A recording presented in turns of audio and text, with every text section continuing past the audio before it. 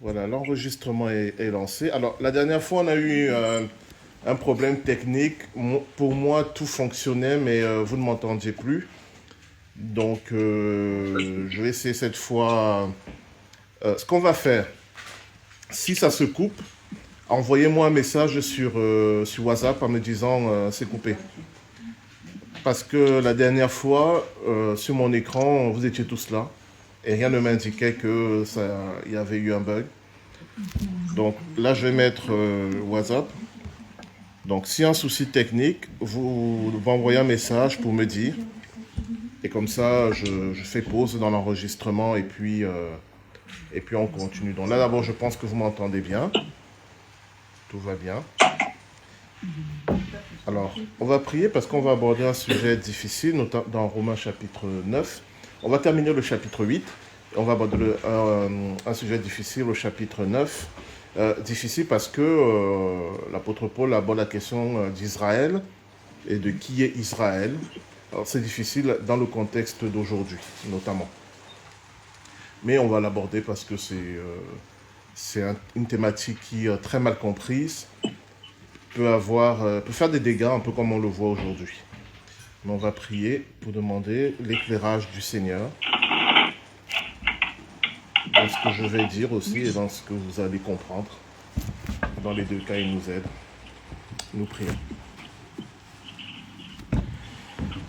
Seigneur notre Dieu et notre Père, on te rend grâce d'abord avant toute chose pour ce temps, pour étudier ta parole et pour nous interpeller mutuellement. C'est aussi un temps de discussion et d'échange. Mais on veut, Seigneur, que ce ne soit pas charnel, mais spirituel. Et on te demande de l'aide du Saint-Esprit pour que, dans ce temps-ci, Seigneur, chacun d'entre nous soit interpellé, chacun d'entre nous soit édifié par ta parole. Alors, Seigneur, je te remets cette étude biblique que j'ai préparée pour qu'à travers elle, tu puisses parler à nous tous et à moi compris et que tu conduises toi-même ce temps et que voilà, chacun d'entre nous puisse en tirer une parole de vie. Je te prie, Seigneur, bien sûr pour tous ceux qui sont là ce soir pour étudier cette parole, mais aussi pour ceux qui vont l'écouter plus tard, afin que pour nous comme pour eux, elle nous aide à grandir en tant que tes enfants. C'est au nom de Jésus-Christ que je te le demande. Amen. Alors Claudia, il y a ton micro qui est ouvert. Si tu veux bien le couper.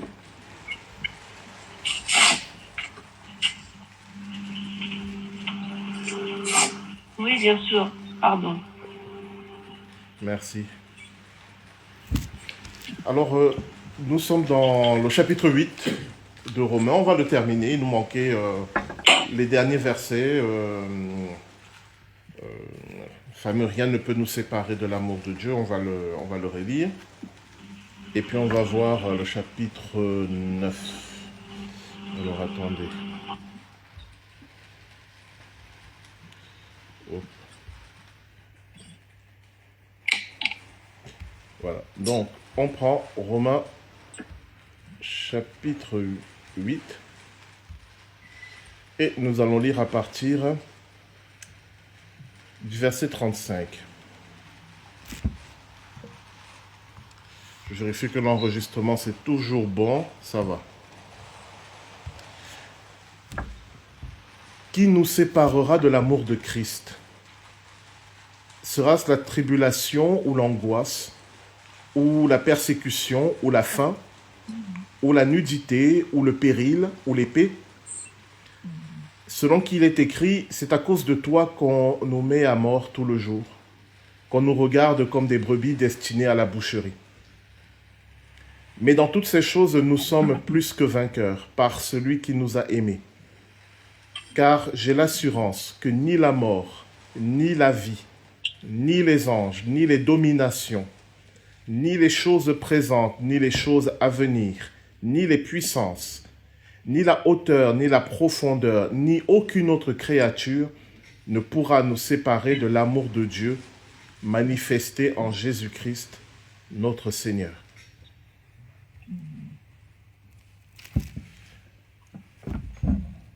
Alors, nous allons reprendre, on va juste terminer avec cette partie. On en avait déjà un peu parlé la dernière fois. Donc rien ne peut nous séparer de l'amour de Dieu, mais on va s'intéresser un peu au verset 36, hein, où il dit « Selon qu'il est écrit, c'est à cause de toi qu'on nous met à mort tout le jour, qu'on nous regarde comme des brebis destinées à la boucherie. » L'apôtre Paul cite ici le psaume 44, verset 22. Je voulais qu'on s'arrête un peu là-dessus parce que c'est assez intéressant comme passage, hein, où on dit c'est à cause de toi, ce tu, c'est Dieu. C'est à cause de Dieu qu'on nous regarde comme des brebis destinées à la boucherie. Alors, c'est dit dans le psaume 44, et c'est le verset 22 du psaume 44 qui cite. Mais on va regarder un peu plus loin pour comprendre de quoi il s'agit, afin de comprendre pourquoi l'apôtre Paul cite ce passage en particulier dans ce développement. Donc, si je prends le psaume 44 et que je lis à partir du verset 12. Donc, psaume 44, je lis à partir du verset 12. Tu vends ton peuple pour rien, tu ne l'estimes pas à une grande valeur. Tu fais de nous un objet d'opprobre pour nos voisins, de moquerie et de risée pour ceux qui nous entourent. Tu fais de nous un objet de sarcasme parmi les nations et de hochement de tête parmi les peuples. Ma honte est toujours devant moi, et la confusion couvre mon visage. À la voix de celui qui m'insulte et m'outrage, à la vue de l'ennemi et du vindicatif. Alors, là, on peut se dire, le psalmiste parle du peuple d'Israël qui est sous le jugement de Dieu à cause de ses fautes. Et donc, voilà, Dieu s'est éloigné de son peuple à cause de ses fautes. Sauf que la suite ne nous dit pas cela. Donc, je continue, verset 17. Tout cela nous arrive sans que nous t'ayons oublié, sans que nous ayons violé ton alliance. Notre cœur ne s'est point détourné, nos pas ne se sont pas éloignés de ton sentier, pour que tu nous écrases dans la demeure des chacals et que tu nous couvres de l'ombre de la mort. Si nous avions oublié le nom de notre Dieu et étendu nos mains vers un Dieu étranger, Dieu ne le saurait-il pas, lui qui connaît les secrets du cœur? Mais c'est à cause de toi qu'on nous égorge tous les jours, qu'on nous regarde comme des brebis destinées à la boucherie. Réveille-toi, pourquoi dors-tu, Seigneur? Réveille-toi, ne nous repousse pas à jamais. Pourquoi caches-tu ta face? Pourquoi oublies-tu notre misère et notre oppression? Car notre âme est abattue dans la poussière, notre corps est attaché à la terre. Lève-toi pour nous secourir, délivre-nous à cause de ta bonté. Alors, j'ai trouvé intéressant de s'arrêter là parce que on n'en parle pas tellement, je pense, du juste qui souffre. Parce que le psaume 44 nous décrit quelqu'un qui a marché dans les sentiers de Dieu, qui a observé la loi de Dieu, et pourtant qui est dans une misère, dans une situation catastrophique, et donc qui s'interroge en disant, mais Seigneur, pourquoi tu me fais subir cela? Puisque je n'ai pas violé ta loi, je n'ai pas été infidèle à l'alliance, et pourquoi néanmoins je suis opprimé, pourquoi je suis persécuté? Et c'est ce psaume que cite l'apôtre Paul, parce que c'était un peu aussi la situation de l'apôtre Paul. Dans son ministère, il a été beaucoup persécuté, et on pourrait se dire que cette persécution, cette souffrance qu'il a subie, c'est le signe qu'il est séparé de l'amour de Dieu.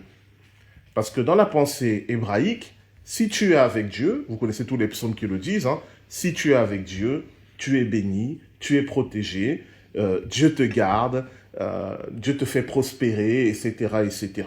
Donc, à l'inverse, si tu n'es pas avec Dieu, il t'arrive des problèmes, il t'arrive des ennuis, il t'arrive des souffrances, voilà. Et le psaume 44 nous décrit la situation du peuple d'Israël qui a été fidèle à Dieu et pourtant, il lui arrive des problèmes. Alors, dans le contexte de Romains chapitre 8, la question qui est posée, c'est, quand on dit on parle de l'amour de Dieu, comment est-ce que je sais que Dieu m'aime? Est-ce que j'ai des signes visibles qui me montrent que Dieu m'aime? Et l'apôtre Paul cite ici le psaume 44 pour dire, il y a des signes qui sont trompeurs. Quelqu'un qui est persécuté, quelqu'un qui souffre, quelqu'un qui est dans la détresse, ça ne veut pas dire que Dieu ne l'aime pas. ça ne veut pas dire que Dieu l'a abandonné. Et je reprends, ça a été le cas de l'apôtre Paul qui, parce qu'il a obéi à Dieu, s'est retrouvé dans des situations de détresse. Et c'est pour ça qu'il dit au verset 35, « Qui nous séparera de l'amour de Christ ?» Est-ce que c'est la tribulation? Est-ce que c'est l'angoisse? Est-ce que c'est la persécution, la faim, la nudité, le péril ou l'épée? Est-ce que ces choses-là, si ça m'arrive, ça montre que je suis séparé de l'amour de Dieu? Non. La réponse, vous le sentez, la réponse est non. Bien sûr que non. Donc, ce ne sont pas des critères fondamentaux, définitifs pour dire Dieu est avec moi ou pour dire Dieu m'a abandonné. Même si humainement, on peut se poser la question. Même si humainement, quand on passe par une période d'angoisse, notre réaction humaine, ça sera de dire Dieu, où est-ce que tu es? Parce que si tu étais là, je ne serais pas angoissé. Si tu étais là, je ne serais pas persécuté, etc., etc. Mais justement, il utilise ça pour dire l'angoisse n'est pas le signe qu'on est séparé de Dieu. La persécution n'est pas le signe qu'on est séparé de Dieu. Quel est le signe? Comment je sais que je ne suis pas séparé de Dieu? Alors, il ne l'explicite pas ici, mais en éliminant toutes les autres, les différentes caractéristiques, on comprend que le seul critère valable, c'est la parole de Dieu elle-même. Le seul critère valable, c'est Dieu qui dit « Je ne t'abandonnerai pas ». Cela veut dire que quand Dieu a fait une promesse, il tient à sa promesse. Quelles que soient nos perceptions, quelles que soient nos situations, Dieu tient sa promesse. S'il a dit « Je suis avec toi » ou « Je suis avec vous jusqu'à la fin du monde », ben, il est vraiment avec nous jusqu'à la fin du monde. Il est avec nous dans l'angoisse, il est avec nous dans la détresse, il est avec nous dans la persécution, dans la faim, dans la nudité, il est avec nous. Voilà. Et voilà, je trouvais intéressant de s'arrêter là parce que ça nous dit aussi quelque chose du parcours de l'apôtre Paul, quand il cite le psaume 44. On peut penser que cette question l'a travaillé aussi parce que quand tu obéis à Dieu et que tu es fidèle à Dieu et pourtant bah, tu as combat sur combat, adversité sur adversité, problème sur problème, c'est vrai qu'à un moment tu te dis ah, est-ce que j'ai fait quelque chose de mal pour qu'il m'arrive cela? Voilà. Et sa réponse est non. Rien ne peut nous séparer de l'amour de Dieu. Et le fait que ma vie passe par des difficultés ne veut pas dire que Dieu s'est éloigné de moi. Ça veut simplement dire que ma vie passe par des difficultés. Mais justement, la promesse de Dieu, c'est que dans les bons moments comme dans les mauvais moments, il est avec nous. Pourquoi? Parce que rien ne peut nous séparer de lui.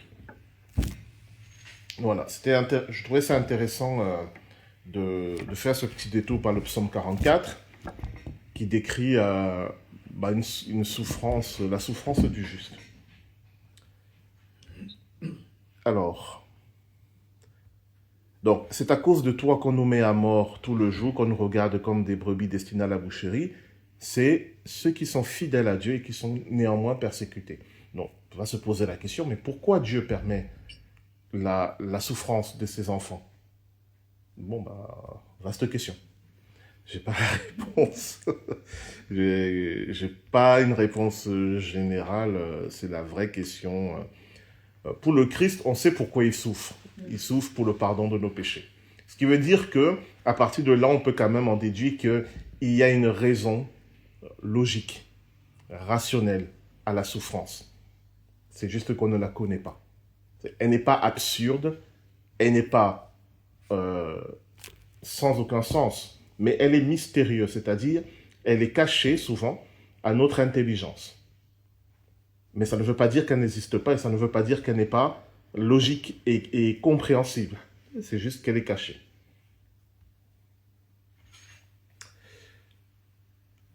Verset 37, « Mais dans toutes ces choses, nous sommes plus que vainqueurs par celui qui nous a aimés. » Ça, c'est vraiment la consolation. Même quand on passe par ces détresses, on a la victoire. Ce qui veut dire que la victoire, ce n'est pas une vie sans souffrance, sans détresse. Le critère de victoire, c'est la relation avec Dieu qui demeure. C'est ça le seul vrai critère. Donc, si après toutes les épreuves, les détresse, les persécutions, je suis toujours dans cette relation de confiance avec Dieu, j'ai la victoire. On va voir dans le chapitre 9, et on va un peu développer ce thème. Donc, mais dans toutes ces choses, nous sommes plus que vainqueurs par celui qui nous a aimés. C'est très intéressant. Nous sommes vainqueurs par Dieu. C'est-à-dire, nous ne sommes pas vainqueurs par nous-mêmes, nous sommes vainqueurs par Dieu. C'est-à-dire, c'est Dieu qui me donne la force de tenir ferme dans la détresse, dans la souffrance, dans la persécution. C'est lui qui m'aide à demeurer dans cette relation. Et ce qui veut dire que ces souffrances, ces persécutions, ces angoisses, ce ne sont pas des tests. Ce ne sont pas des examens que Dieu nous fait passer pour voir si on est bien aligné. C'est des moments par lesquels Dieu nous fait passer, pas pour nous tester, moi je pense, c'est pour nous amener à une compréhension de qui nous sommes et de qui il est. Mais c'est lui qui nous aide à tenir dans ces moments d'épreuve. Ce qui veut dire que quand nous arrivons aux limites de nos forces, déjà c'est pas possible, il est dit que Dieu ne permettra pas que nous soyons éprouvés au-delà de nos forces, mais disons qu'on se rapproche des limites. Eh bien, même si nous pensons que nous ne tiendrons pas, Dieu, lui, peut tenir pour nous. Si nous nous abandonnons à lui, c'est typiquement la prière, les deux prières que Jésus a faites. Dans le jardin de Gethsémani, il a dit à Dieu, non pas ce que moi je veux, mais ce que toi tu veux.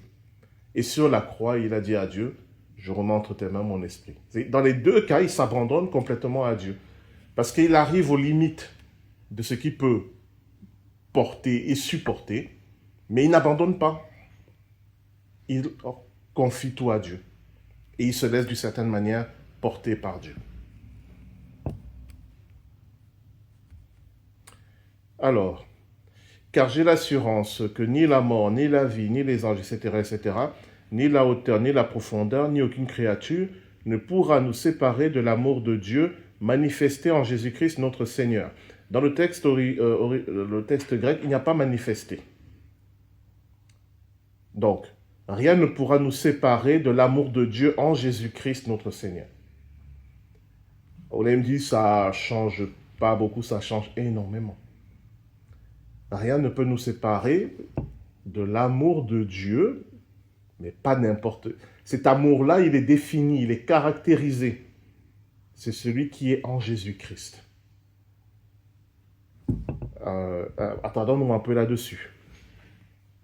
Parce que la parole de Dieu est très précise dans ce qu'elle dit, et les promesses de Dieu sont aussi très, très, très précises. Et c'est souvent parce que nous négligeons ces précisions que parfois nous accusons Dieu de ne pas nous avoir donné quelque chose qu'il ne nous a jamais promis. L'apôtre Paul ne dit pas « rien ne peut nous séparer de Dieu ». Il y a des choses qui peuvent nous séparer de Dieu. Et la première chose qui peut me séparer de Dieu, c'est moi-même. Ici, il parle d'une situation bien précise, l'amour de Dieu en Jésus-Christ. Et ce « en », il est fondamental. C'est-à-dire que cet amour de Dieu, c'est pas quelque chose qu'on trouve partout, ailleurs. D'une certaine manière, mais là, l'apôtre Paul ne le dit pas, mais dans tout le Nouveau Testament, cela nous est dit, l'amour de Dieu n'existe qu'en Jésus-Christ. En dehors de Jésus-Christ, on n'a pas accès à l'amour de Dieu. On a accès à la justice de Dieu. Mais l'amour de Dieu ne se découvre, ne se vit qu'en Jésus-Christ. Donc, d'une certaine manière, Jésus-Christ est à la fois la clé pour entrer dans l'amour de Dieu, il est aussi le lieu où l'amour de Dieu se manifeste. Et c'est de cet amour-là en Jésus-Christ que rien ne peut venir, c'est de cet amour que rien ne peut venir nous séparer. Ce qui veut dire que quand je suis dans cette relation avec Dieu en Jésus-Christ, personne ne peut interférer dans cette relation. Et son rien, c'est un absolu. Ce qui veut dire que même moi, je ne peux pas. Alors pourquoi je ne peux pas? Parce que normalement, j'ai le libre arbitre. Si je suis entré dans cette relation, je peux aussi en sortir. Mais justement, ce qui caractérise cette relation, c'est que je m'abandonne complètement à Dieu. d'une certaine manière, même mon libre arbitre, je l'abandonne. Ce n'est pas Dieu qui me force à abandonner mon libre arbitre, hein, mais je fais tellement confiance à Dieu que je lui abandonne tout. Et c'est pour ça que c'est aussi très précis, c'est en Jésus-Christ notre Seigneur. Lundi, lors de la réunion de prière, je rappelais cette distinction, enfin pas de distinction, mais cette confusion qu'on fait souvent entre Jésus-Christ Sauveur et Jésus-Christ Seigneur, qui sont complémentaires mais qui ne renvoient pas à la même chose. Jésus-Christ Sauveur, on le retrouve dans le Nouveau Testament, mais je crois 24 fois. Il faut que je demande un peu à Lia combien de fois. Et je crois que Jésus-Christ Seigneur, mais vous irez rechercher, c'est plus de 100 fois. C'est-à-dire, la mention de Jésus-Christ comme Sauveur, c'est moins d'une centaine dans le Nouveau Testament. Mais la mention de Jésus-Christ comme Seigneur, c'est plus d'une centaine. Et ces deux expressions ne sont pas la même chose. Et elles amènent deux réalités différentes. Dire Jésus-Christ est Sauveur, c'est reconnaître qu'il est mort sur la croix pour mes péchés. Il m'a sauvé. Il m'a libéré du péché, il me rend ma liberté, il m'ouvre cette relation avec Dieu. Mais à partir de ce moment-là, j'ai des choix à faire. Je peux dire à Jésus-Christ, merci de m'avoir sauvé, merci d'avoir fait tout cela pour moi, mais maintenant je vais vivre comme je le veux. Mais merci, hein, c'était sympa, tu m'as bien aidé, mais je continue ma vie comme je le veux. Donc, Jésus-Christ, je le reconnais comme Sauveur, mais il n'est certainement pas le Seigneur. Parce que dans la Bible, le Seigneur, c'est celui qui est le propriétaire. Hein, c'est ça, Adonai, c'est le propriétaire. En cananéen, c'est Baal, c'est la même notion, celui qui a la propriété, qui a le titre de propriété. Dire Jésus-Christ est Seigneur, c'est Jésus-Christ est propriétaire. Propriétaire de quoi? De ma vie. S'il est le Seigneur de ma vie lui appartient. Vous voyez bien la distinction entre dire « Merci Jésus de m'avoir sauvé », c'est super, c'est la porte d'entrée dans la relation avec Dieu, mais c'est encore autre chose de dire à Jésus « Je te donne ma vie ». Dans le Nouveau Testament, on a cet épisode où le Seigneur Jésus rencontre 10 lépreux qui demandent de guérir. Il leur dit « Allez vous présenter au prêtre, il me semble. Hein. » Et les 10 partent et en chemin, ils constatent qu'ils sont tous guéris. Ils sont tous contents d'être guéris, mais il y a un seul, un Samaritain en plus, qui va revenir vers Jésus pour louer Dieu et lui dire merci. Et c'est à celui-là que Jésus dit « Ta foi t'a sauvé ». Donc, Jésus a été le sauveur des 10, mais il n'est devenu le Seigneur que d'un seul. Et là où on sent bien que ce n'est pas du tout la même relation. Si on va voir les 9 autres lépreux, ils vont dire « Jésus est génial, Jésus c'est quelqu'un d'extraordinaire, vraiment le top ». Mais après, il n'y a rien d'autre. Il n'y a pas de relation, il n'y a pas d'obéissance, il n'y a rien. Alors que le 10e, qui revient, bien sûr que Jésus est son sauveur, mais il a fait l'étape d'après, Jésus est son Seigneur. Donc, Jésus sauveur et Jésus Seigneur sont complémentaires, il faut les deux, mais il ne faut pas s'arrêter simplement à sauveur. Il faut faire l'acte suivant, qui est un acte de confiance, parce que dire à Jésus-Christ, je te donne ma vie, mais quelle plus grande preuve de confiance vous pouvez faire? Parce que moi, si j'ai quelqu'un dont je me méfie, je me dis, oh là là, celui-là peut m'amener au désastre, je ne lui confie pas ma vie. Il ne faut pas rigoler. Mais si c'est quelqu'un dont je me dis, s'il est le propriétaire de ma vie va s'améliorer et je vais être heureux, alors je lui donne. Et c'est ça Jésus-Christ Seigneur. Alors pourquoi je parle de ça? Parce que les termes sont très précis. L'amour de Dieu en Jésus-Christ Seigneur. Et c'est pour ça que rien ne peut me séparer, parce que je lui ai donné ma vie. Et dire que quelqu'un peut me séparer de Jésus-Christ, cela veut dire que quelqu'un peut venir arracher l'acte de propriété de ma vie de la main de Dieu. Ce n'est pas possible. C'est impossible. si j'ai donné ma vie, s'entend sincèrement, à Jésus-Christ, qui peut venir lui reprendre?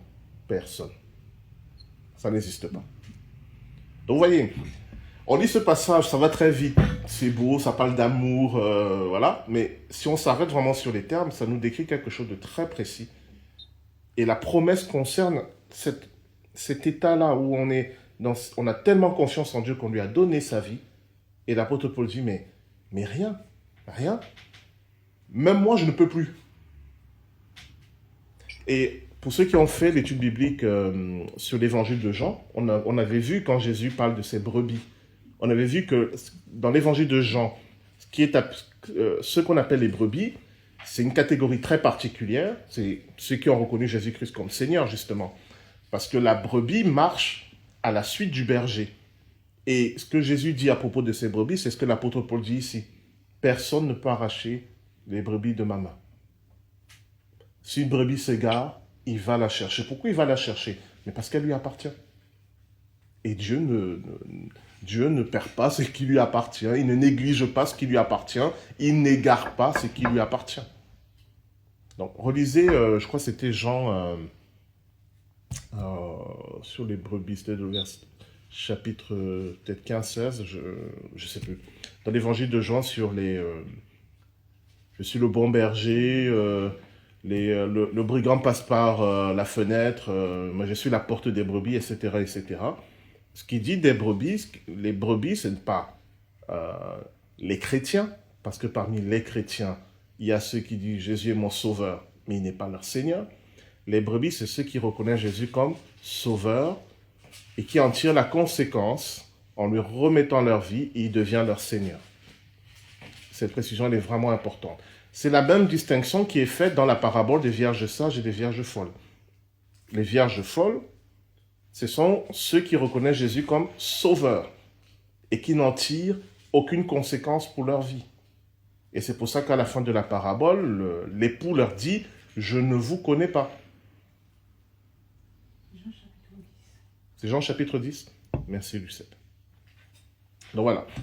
Rien ne peut nous séparer de l'amour de Dieu manifesté, non pas manifesté, de l'amour de Dieu qui est en Jésus-Christ Seigneur. Voilà.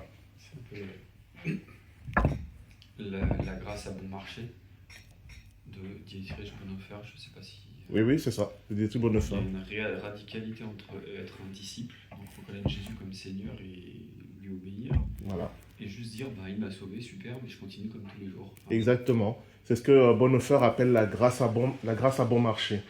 C'est-à-dire, c'est ce christianisme édulcoré qui dit Dieu vous aime. C'est pas faux. Jésus-Christ est mort sur la croix pour toi. C'est vrai.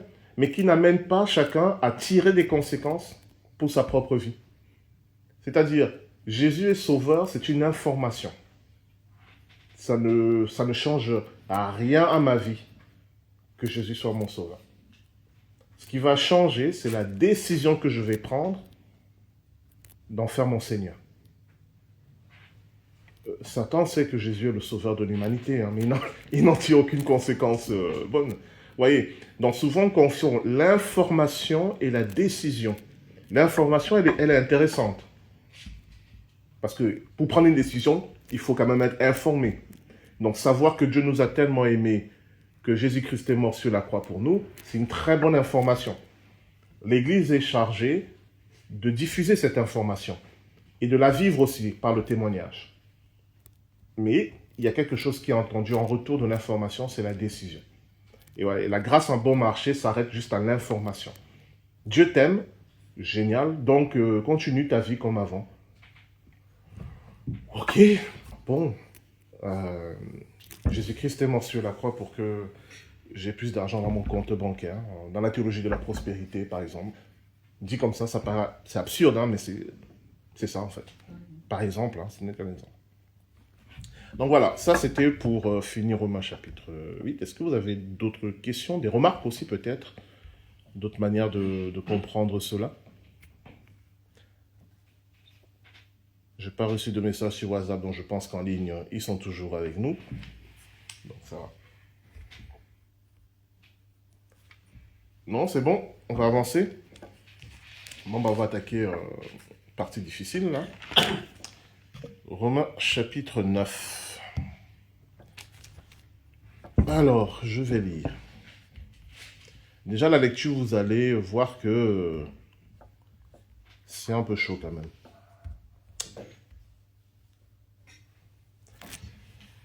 Je dis la vérité en Christ, je ne mens pas. Ma conscience m'en rend témoignage par le Saint-Esprit. J'éprouve une grande tristesse, et j'ai dans le cœur un chagrin continuel, car je voudrais moi-même être anathème et séparé de Christ pour mes frères, mes parents selon la chair, qui sont israélites, à qui appartiennent l'adoption et la gloire, et les alliances, et la loi, et le culte, et les promesses, et les patriarches, et de qui est issu selon la chair le Christ, qui est au-dessus de toutes choses, Dieu béni éternellement. Amen. C'est très fort ce qu'il dit ici l'apôtre Paul. C'est-à-dire que s'il le pouvait, il renoncerait à son propre salut pour que ses frères dans la chair, c'est-à-dire les Israélites, puissent croire en Jésus-Christ comme étant le Messie. Parce que bien évidemment, dans le contexte de l'Église naissante, on ne parle pas encore de christianisme, hein, on va dire, les disciples de Jésus-Christ sont un mouvement dans le judaïsme de l'époque.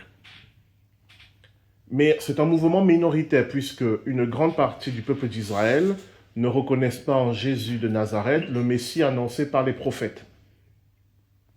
Et non seulement ils ne reconnaissent pas, mais au bout d'un certain temps, pas tout de suite, quand je dis un certain temps, après plusieurs années quand même, les dirigeants d'Israël vont commencer à persécuter les chrétiens. La première persécution contre les chrétiens ne vient pas de l'Empire romain, mais vient d'abord de la synagogue.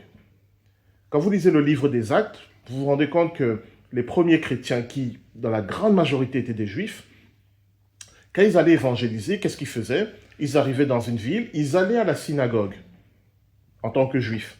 Et dans le cas de la synagogue, quand on leur donnait la parole, ils essayaient de démontrer, ils annonçaient que Jésus de Nazareth est le Messie annoncé par les prophètes. Dans certaines synagogues, leur message était reçu et les juifs de ces synagogues devenaient ce qu'on va appeler plus tard des chrétiens. Mais dans d'autres synagogues, leur message n'était pas reçu et il était même violemment combattu et ils étaient persécutés. Et ceux des juifs qui reconnaissaient en Jésus de Nazareth le Messie étaient chassés de la synagogue. Et c'est ce qui fait qu'au fur et à mesure, les disciples ne vont plus aller dans les synagogues, ils vont aller dans des lieux déjà ouverts aussi à ceux qui ne sont pas juifs. Et par contre, ce message va être très bien reçu par ce qu'on appelle les païens. Et ce qui fait qu'avec le temps, on va voir ce phénomène où, dans un premier temps, dans l'Église de Christ, les Juifs étaient majoritaires, mais au fur et à mesure de l'évangélisation, ce sont les païens, les gens des nations, qui vont devenir majoritaires. Et il va se créer un équilibre avec plus ou moins de tensions, mais il y avait quand même des tensions, entre ce qu'on appelle les judéo-chrétiens, c'est-à-dire des juifs qui reconnaissent en Jésus le Messie, et les pagano-chrétiens, c'est-à-dire ceux qui ne sont pas juifs et qui reconnaissent en Jésus le Messie. Cet équilibre va durer à peu près du temps des apôtres et des successeurs des apôtres. Mais tout va vraiment être chamboulé avec l'empereur Constantin qui va, d'une certaine manière, imposer le pagano-christianisme. C'est-à-dire, on va faire disparaître de plus en plus tous les éléments juifs de l'Église. Par exemple, les rassemblements le samedi vont être interdits et le dimanche va devenir le seul jour de rassemblement. Alors qu'avant, certains chrétiens, notamment les judéo-chrétiens, faisaient leur culte le samedi et d'autres chrétiens faisaient le dimanche. Ça ne dérangeait personne puisqu'il n'y avait pas un jour sacré, mais il y avait des jours où, selon la tradition, on veut adorer Dieu. Ils ont très bien vécu avec cette diversité. Hein. Ça n'a pas causé de problème jusqu'à ce que le christianisme devienne la religion officielle de l'Empire romain. Et l'empereur romain, bien sûr sous l'influence de certaines personnes, a estimé qu'il fallait éliminer toute trace juive de l'église chrétienne. C'est que petit à petit, les éléments juifs vont disparaître. Et on va voir beaucoup d'éléments latins et grecs qui perdurent encore aujourd'hui, hein, parce que notamment les cardinaux, le cardinal dans l'Empire romain, c'était un officier de l'empereur, un haut cadre de l'Empire romain. Cardinal, c'est celui qui garde les portes. C'est un titre symbolique, c'est lui qui décide qui entre et qui sort. Et voilà. Donc, dans l'Église, après, on a plus repris des éléments de l'Empire romain et de la culture grecque que les éléments juifs. Voilà. Donc, c'était pour mettre le contexte. Donc, dans ce contexte-là, au moment où l'apôtre Paul écrit, il a été beaucoup persécuté, lui particulièrement, par le Sanhédrin. Alors, pourquoi lui particulièrement? Parce que l'apôtre Paul était un élève de Gamaliel. Gamaliel est considéré, même encore aujourd'hui, comme un des plus grands docteurs du judaïsme qui ait jamais existé. De tous les rabbins qui ont existé jusqu'à aujourd'hui, Gamaliel est encore considéré comme l'un des plus grands. Et de tous les rabbins qui ont présidé le Sanhédrin, il est le seul qui a démissionné dans le Talmud, mais on ne sait pas pourquoi il a démissionné. Ce n'est pas dit. Bon, certains chercheurs pensent qu'il s'est converti, il est devenu chrétien. Et Paul était un élève de Gamaliel et probablement un de ses successeurs, un de ses possibles successeurs. Il faut bien comprendre que l'apôtre Paul était, avant sa conversion, potentiellement un des grands du judaïsme. Et c'est pour ça que lui, il a été très persécuté. On persécute plus celui de qui on attendait beaucoup, parce que son retournement a été très mal vécu. Que les disciples de Jésus, style Pierre, Jean, qui suivent Jésus, c'est normal. Ils ont été persécutés, mais quand vous lisez le livre des Actes, au bout d'un moment, on les a laissés tranquilles. Mais l'apôtre Paul, là, non, parce que c'était celui qui aurait dû combattre le christianisme et qui devient son plus fervent défenseur. Donc, ça c'était pour le contexte. Donc, ce que nous dit l'apôtre Paul, il constate bien que beaucoup de Juifs ont du mal à reconnaître Jésus comme étant le Messie. Et ça l'attriste. Ça l'attriste d'autant plus qu'il a participé à ce que beaucoup de Juifs ne reconnaissent pas Jésus comme étant le Messie, puisqu'il est un des persécuteurs de l'Église. Et donc, ce qu'il dit ici, c'est s'il était possible de perdre son salut pour que il croit en Jésus-Christ, il le ferait. Mais pourquoi il dit ça? Ça nous indique que la foi en Jésus-Christ est indépassable. Il y a certains chrétiens qui pensent, on va voir que c'est pas vrai, que les Juifs d'aujourd'hui peuvent être sauvés en dehors de la foi en Jésus-Christ. Ce n'est pas possible. Dieu ne peut pas se renier lui-même. S'il dit « Je suis le chemin, la vérité, la vie, nul ne vient au Père sans passer par moi », c'est pas pour dire après « Oui, mais bon, si tu respectes la Torah, on va te créer un petit raccourci pour passer. » Non. Il est le chemin, tout le monde doit passer par lui. C'est pour ça que j'ai souvent eu l'occasion de vous dire, le judaïsme actuel, il est hors de l'alliance avec Dieu. On va le voir, parce que l'apôtre Paul le dit, mais on va le voir pourquoi aussi. Et quelle est la preuve que le judaïsme actuel n'est plus dans l'alliance avec Dieu? Cette preuve, elle saute au visage. Et on ne peut pas passer à côté.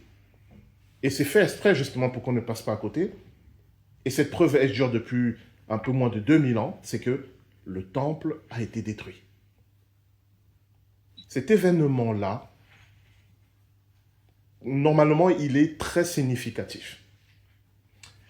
Quand le premier temple, celui de Salomon, a été détruit, on le voit chez le prophète Jérémie, c'est parce que Dieu considérait qu'Israël était sorti de l'alliance. Ce n'est pas Dieu qui est sorti de l'alliance, c'est Israël qui est sorti de l'alliance, et donc Dieu prend acte de leur sortie. On le trouve notamment chez le prophète Ézéchiel. Il a une vision de la gloire de Dieu qui quitte le temple. L'alliance est finie. Et pour bien montrer aux Israélites que l'alliance est finie, Dieu permet aux Babyloniens de venir détruire le temple. Parce que quand Dieu n'est plus là, le temple, ça devient quoi? une simple bâtisse humaine qui subit le même sort que toutes les bâtisses humaines. La destruction du temple, c'est toujours un moment où Dieu signifie qu'il y a une alliance qui est rompue. De la même manière, qu'est-ce qui se passe en l'an 70? L'ancienne alliance est confirmée et ouverte dans la nouvelle alliance. Et dans cette nouvelle alliance, on y entre comment? Par la foi en Jésus-Christ, on vient d'en parler. Jésus-Christ comme Sauveur et Seigneur. À partir de ce moment-là, le temple, le bâtiment physique, il ne sert plus à rien. Mais on en avait parlé lorsqu'on avait étudié l'évangile de Jean. Jésus va donner une chance au temple. Et c'est la fameuse histoire des marchands du temple. Dans l'évangile de Jean, on voit que Jésus va chasser 2 fois les marchands du temple. Et ça, c'est bizarre. Parce qu'on sait bien que, à quel moment il chasse les marchands du temple? Il les chasse à la fin de son ministère. Quand il entre dans Jérusalem sur un ânon et il y a la foule, il chasse les marchands du temple. C'est vraiment son dernier acte public avant son arrestation. Mais dans l'évangile de Jean, il chasse les marchands du temple au début de son ministère. Et Jean, on se dit, mais c'est bizarre, qu'est-ce que ça vient faire là? On avait étudié ce passage, on voit que Jésus ne chasse pas les marchands du temple à ce moment-là. Qu'est-ce qu'il fait? Il le fait avec des cordes, ce qu'on appelle un faisceau, et il trace les limites. Et justement, on lui demande, mais au nom de quelle autorité tu fais ça? Pourquoi? Parce qu'il se comporte comme le grand prêtre. Il trace les limites de chacun. Il montre l'espace autorisé à chacun. Et il dit aux marchands, vous n'avez pas le droit d'être là. Et où se tenaient les marchands? Sur le parvis extérieur. Pas dans l'enceinte du temple. Ils ne sont pas fous, ils ne vont pas vendre des bêtes qui font caca partout dans le lieu où on adore Dieu. Mais ils étaient sur le parvis extérieur. Sauf que, à quoi servait le parvis extérieur? Il servait à ce que les gens des nations viennent adorer Dieu. Dans la structure du temple, vous avez le parvis extérieur, qui sont pour ceux qui ne sont pas juifs. Vous avez le parvis intérieur, qui est pour le peuple, avec la partie des hommes et la partie des femmes. Vous avez le lieu saint, qui est pour les prêtres. Et vous avez le lieu très saint, qui est pour le grand prêtre. Les marchands s'étaient installés dans le parvis extérieur. Ce qui veut dire que quelqu'un d'une nation qui venait adorer Dieu, il adorait Dieu au milieu des bêtes. Et Jésus, dans un premier temps, il est venu. Il a dit aux marchands, vous quittez le parvis, pour que les gens des nations puissent venir adorer Dieu. Car, dans le livre des rois, quand Salomon consacre le temple, il dit que le temple aura 2 fonctions, que Israël puisse adorer Dieu, et que les gens des nations puissent adorer Dieu. C'est la raison d'être du temple. Donc, au début de son ministère, Jésus pose des limites. À la fin de son ministère, quand il revient, il voit que les marchands n'ont pas respecté ce qu'il avait mis comme limite. Il revient 3 ans plus tard, 3 ans et demi plus tard, et c'est là qu'il les chasse, et c'est là qu'il annonce que le temple sera détruit. C'est-à-dire que le temple a perdu sa raison d'être. Parce que une de ses fonctions qui était de permettre aux païens d'adorer Dieu n'est plus remplie. Est-ce que ça va? C'est très important de comprendre parce qu'à partir de ce moment-là, l'alliance avec Dieu, c'est en Jésus-Christ. Le temple a rejeté Jésus-Christ, donc le temple est détruit. Dieu permet aux Romains de venir détruire le temple. Et depuis près de 2000 ans, le temple n'est pas reconstruit. Et pourquoi il n'est pas reconstruit? Ils ont les moyens de le reconstruire. Alors, il y a eu plusieurs tentatives de reconstruire le temple, ça s'est toujours terminé par des catastrophes. Ah ouais. Il y a eu un empereur romain, comment il s'appelle, qui voulait, c'était Julien l'Apostat. Ah non, c'était pas Julien l'Apostat. Un des empereurs romains qui était contre le christianisme. Et dans sa lutte contre le christianisme, il voulait que toutes les autres religions de l'Empire retrouvent leur religion ancestrale. Les Grecs adorent Zeus, les Romains, voilà. Et du coup, il voulait que les Juifs retrouvent aussi leur religion ancestrale. Et il a eu pour projet de reconstruire le temple pour les Juifs. Sauf qu'il a commencé, et puis il y a eu une guerre contre les Perses, et le temple a été détruit. On sait que, on a des traces maintenant qui savent qu'au début de l'islam, il y a eu une tentative aussi de reconstruire le temple par les musulmans. C'est un moine qui l'écrit à l'empereur byzantin, et que là aussi le projet a été échoué. Et la dernière tentative, mais pas de reconstruire le temple, mais d'une certaine manière de sanctuariser, c'est Abd al-Malik qui construit le dôme du rocher. Et dans le dôme du rocher, il est écrit en arabe, je crois que c'est Dieu n'a pas de fils, un truc comme ça, qui dit que voilà, Jésus-Christ n'est pas Dieu, voilà. Une manière de sceller le temple pour dire, ça ne sera plus un endroit d'alliance. C'est très intéressant, parce que je vous disais la dernière fois, il faut comprendre ça pour comprendre les événements actuels, parce que en Israël actuel, on a des groupes religieux qui sont alliés avec Netanyahou et qui, eux, veulent reconstruire le temple. Parce que puisqu'ils ne reconnaissent pas en Jésus le Messie, ils attendent toujours le Messie. Et dans leur conception, il faut que le temple soit reconstruit pour que le Messie arrive. Parce que d'une certaine manière, c'est le Messie qui va inaugurer le temple. Mais vous commencez à voir un peu le problème. Je viens de vous démontrer que le temple ne sert plus à rien. Pour deux raisons. Parce qu'à l'époque de Jésus, il n'a pas été utile pour les gens des nations. Mais surtout, le temple de Dieu, c'est Jésus-Christ. Et sa manifestation visible qui est l'Église. Moi, ce que je ne comprends pas, Oui. c'est pas le problème des Juifs, mais plutôt des églises évangéliques qui soutiennent leur mouvement. Parce que ça va à l'encontre de... Les églises évangéliques, notamment américaines, qui soutiennent le projet de reconstruction du temple, c'est même pire. Et Parce qu'au moins, les Juifs, ils sont cohérents. Mais ces églises évangéliques, ils aident les Juifs pour hâter la fin des temps. Je ne sais pas si vous voyez un peu le raisonnement. Parce que pour eux, dans la lecture, ils se trompent. L'Antéchrist va s'asseoir dans le temple de Dieu. Et quand l'Antéchrist va s'asseoir dans le temple de Dieu en se proclamant Dieu, c'est ça qui va déclencher les événements de la fin des temps qui vont amener le retour de Jésus. Donc, comme ils réfléchissent, ils se disent, pour amener la fin des temps et donc le retour de Jésus, il faut que le temple soit reconstruit. Donc ils sont acteurs de quelque chose qui est à l'encontre de... Voilà. Et donc, comme les Juifs reconstruisent le temple dans leur logique, et comme eux, ils veulent hâter la fin du monde, ils sont alliés avec les Juifs, mais pas pour les mêmes raisons. De la même manière, ils ont favorisé le retour des Juifs sur la terre d'Israël, pas parce qu'ils aimaient les Juifs, mais parce que les prophéties disaient qu'après le retour des Juifs, la fin des temps viendra. Donc, chacun a sa logique, ce sont des alliés de circonstances, mais il n'y a pas d'amour, de confiance, c'est pas du tout la même logique. Et c'est pour ça que c'est un peu catastrophique, parce qu'ils jouent avec le feu, ils ne se rendent pas compte. Ce projet de reconstruire le temple, déjà il est fou parce qu'il y a dessus le dôme du rocher. S'il est détruit, c'est tous les musulmans du monde qui deviennent fous. Hein. Là, pour le coup, on est parti 3e guerre mondiale. Ouais, ils ne le deviennent pas. Mais... Hein? Ils ne le deviennent pas. Oui, il le manifeste. Donc, déjà, ce projet est fou, mais même si on dit on le fait pour Dieu, nous savons dans les évangiles, et c'est dit à plusieurs reprises, et c'est le Christ qui le dit, ce n'est ni, il le dit à la Samaritaine, ce n'est ni sur cette montagne ni à Jérusalem qu'on adorera le Seigneur, car le Seigneur cherche les adorateurs en esprit et en vérité. C'est-à-dire que l'adoration de Dieu n'est plus sur un lieu particulier, mais en fait, elle est en nous. En nous quand Jésus est notre Seigneur. Ce qui veut dire que le temple de Dieu, c'est nous, individuellement et collectivement.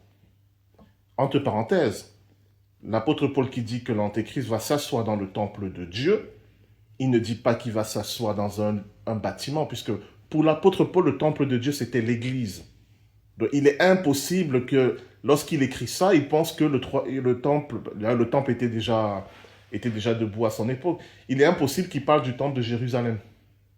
Il nous signifie que le phénomène qu'on appelle l'Antéchrist va commencer dans l'Église. Et puis va se répandre dans le monde. Mais voilà, je ferme la parenthèse. Donc vous voyez que cette notion du temple de Dieu, il faut bien la comprendre. Dans la nouvelle alliance, donc dans l'alliance actuelle avec Dieu, le temple de Dieu, c'est chaque être humain qui reconnaît en Jésus-Christ son Sauveur et son Seigneur. Tout bâtiment qu'on construit et qu'on appelle le temple de Dieu n'est pas un temple de Dieu. Donc cela veut dire qu'il peut être détruit comme n'importe quel autre bâtiment humain. qui veut dire que même si Israël arrive à reconstruire le temple sans qu'il y ait la Troisième Guerre mondiale, ça ne sera pas le temple de Dieu. Ce qui veut dire que les sacrifices qui seront faits dans ce temple ne seront pas agréés par Dieu, puisqu'il y a un seul sacrifice que Dieu a agréé, et il n'y en aura pas d'autre, c'est Jésus-Christ à la croix. Pire, si on fait un sacrifice à Dieu, on blasphème contre Dieu. Vous réalisez? Parce que si Jésus-Christ est mort sur la croix pour mes péchés, mais que je vais néanmoins sacrifier un agneau pour mes péchés, qu'est-ce que je suis en train de dire? Je suis en train de dire, je ne crois pas à ce que Jésus-Christ a fait, ou ce que Jésus-Christ a fait n'est pas suffisant. Donc, ce qui veut dire que ce fameux troisième temple reconstruit, où on fera des sacrifices selon la loi de Moïse pour Dieu, ce seront des blasphèmes permanents contre Dieu. Donc, ça ne pourra pas bien se terminer. Mais il y a un petit truc, et là, on va voir la sagesse de Dieu. Quand le temple, ce qui inaugure le temple, c'est le sacrifice d'une génisse rousse. Une vache rousse. Une vache rousse qui est parfaite, qui ne doit avoir aucun défaut. Et notamment aucun défaut sur son pelage. Et cette vache rousse, elle n'existe pas. Et ça fait des... Génétiquement, c'est presque impossible de la trouver, une vache rousse sans aucun défaut. Il faut un miracle. On comprend bien, pour nous, on comprend bien que c'était une image que Dieu donnait. C'est être parfait. C'est Jésus. Il n'est pas de l'ordre de la nature. Mais justement, c'est une manière pour Dieu de dire le sacrifice de la vache rousse qui inaugure le temple de Dieu ne sera jamais une œuvre humaine. Parce que même le temple de Salomon, il n'y a pas eu le sacrifice de cette vache rousse. Ce qui veut dire que même le temple de Salomon n'était pas parfait. Et c'est des petites subtilités comme ça, mais une fois qu'on les comprend, on comprend le message de Dieu. Vous ne pourrez jamais me construire un temple digne de moi. Mais ça ne veut pas dire qu'il n'accepte pas le temple de Salomon, ni celui qui après a été achevé par Hérode. Ça ne veut pas dire ça. Mais c'était simplement une manière de dire, ce n'est pas à l'être humain de construire le temple de Dieu. C'est Dieu qui se construit lui-même son temple. Et ces petites notions-là, elles sont... oui, c'est on passe vite dessus, mais c'est très important. C'est très important, surtout quand ça prend un aspect géopolitique. Et c'est très important, surtout comme le dit Michael, certains chrétiens soutiennent une action en pensant faire quelque chose de bien, mais ils ne se rendent pas compte que c'est une insulte envers le Dieu en qui ils croient. Des chrétiens qui soutiennent la construction d'un temple à Jérusalem, ils nient le sacrifice de Jésus-Christ à la croix. Et ce n'est pas simplement moi qui le dis, c'est aussi l'apôtre Paul dans l'Épître aux Galates. Ah punaise, je ne vais pas avoir que des amis avec ce podcast. Mais voilà, mais c'est important quand même, parce qu'aujourd'hui, il y a de la confusion, on ne comprend plus rien, tout est mélangé. Dès qu'il s'agit d'Israël, on dit par exemple, Israël c'est le peuple de Dieu. Bah, c'est un peu plus compliqué que ça, on va le voir justement, parce que l'apôtre Paul en parle. Est-ce qu'il y a des questions jusque-là? On continue? Donc, Romains chapitre 9, verset 6.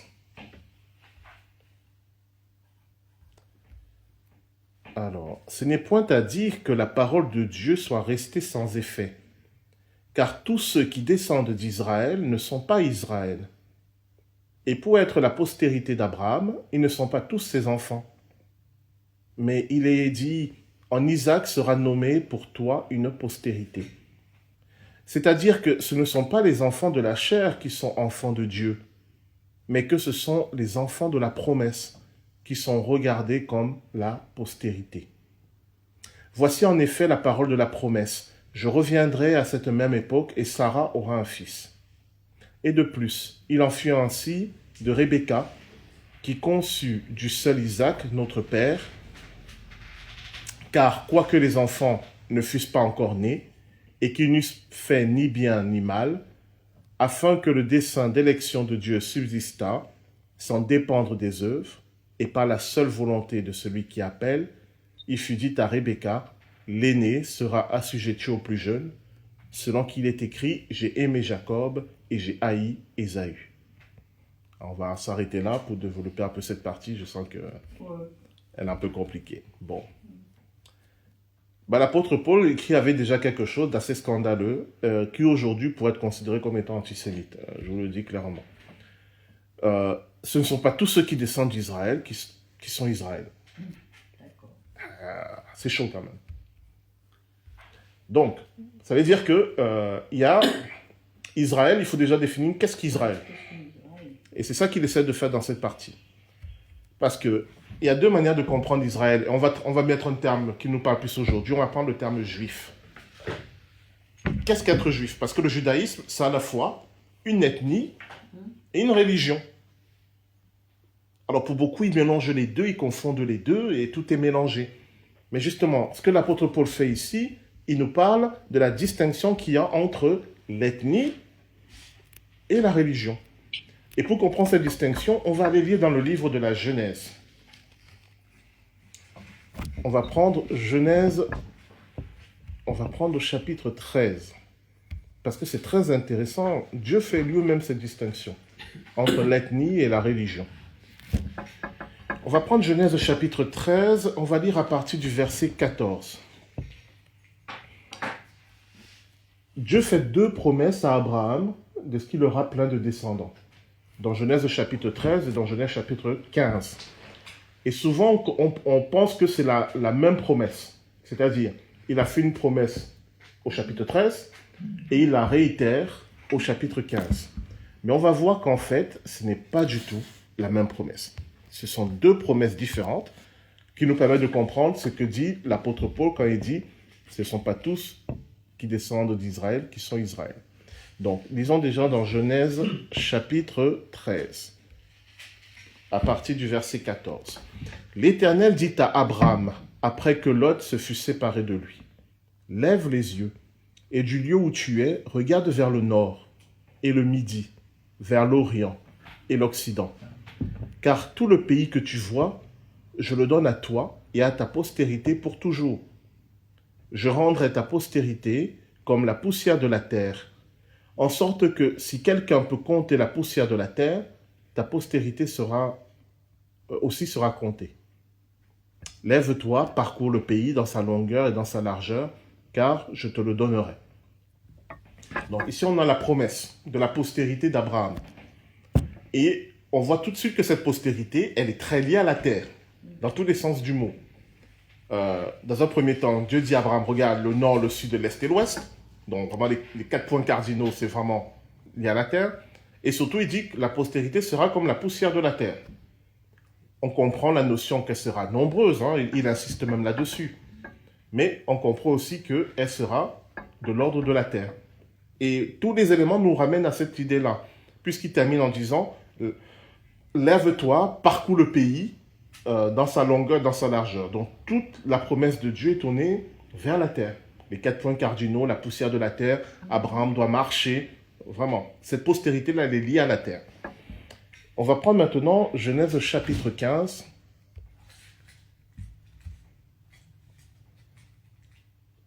Et on va lire les versets 1 à 7.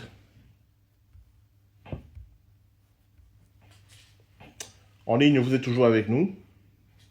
Je n'ai pas de message sur WhatsApp, donc je pense que ça n'a pas été coupé. Je sais au moins que Françoise est là. Oui, Oui, je suis là. Oui, on est bon, on est là. Le réveil de la foi.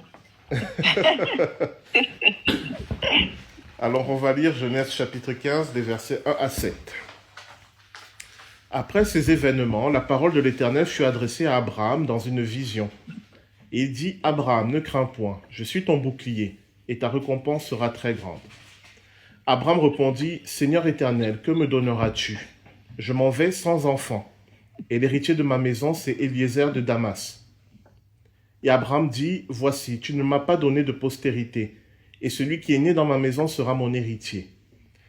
Alors la parole de l'Éternel lui fut adressée ainsi, ce n'est pas lui qui sera ton héritier, mais c'est celui qui sortira de tes entrailles qui sera ton héritier. Et après l'avoir conduit dehors, il dit, regarde vers le ciel et compte les étoiles, si tu peux les compter. Et il lui dit, telle sera ta postérité. Abraham eut confiance en l'Éternel, qui le lui imputa à justice. L'Éternel lui dit encore, je suis l'Éternel qui t'ai fait sortir d'Our en Chaldée pour te donner en possession ce pays. Là, vous voyez la différence. Ça ressemble à la même promesse, sauf que maintenant, Dieu dit à Abraham, compte les étoiles du ciel. Et il y a une autre différence. Lorsque Dieu a fait la première promesse à Abraham, on ne nous dit pas que Abraham a cru.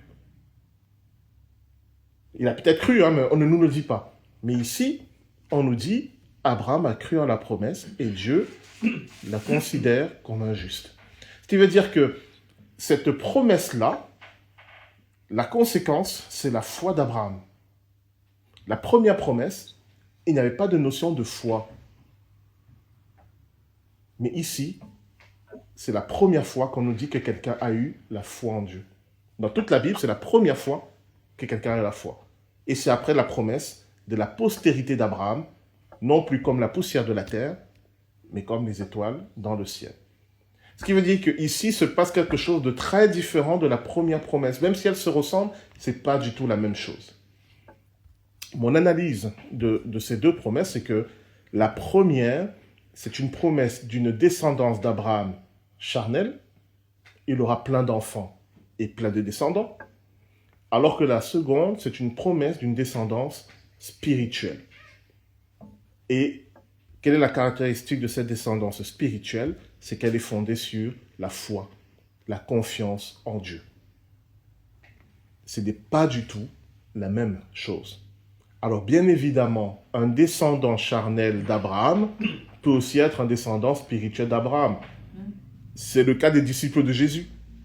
Ils étaient tous des descendants charnels d'Abraham et ils sont devenus des descendants spirituels d'Abraham. Et c'est ce que dit l'apôtre Paul. Tous les descendants charnels d'Abraham, tous les Israélites, ne sont pas Israël, c'est-à-dire la descendance spirituelle. Car la descendance spirituelle, elle est fondée sur la confiance en Dieu.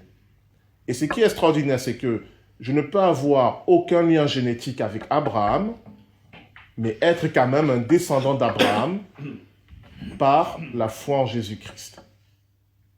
Donc, l'apôtre Paul va amener deux peuples d'Israël, un Israël charnel et un Israël spirituel.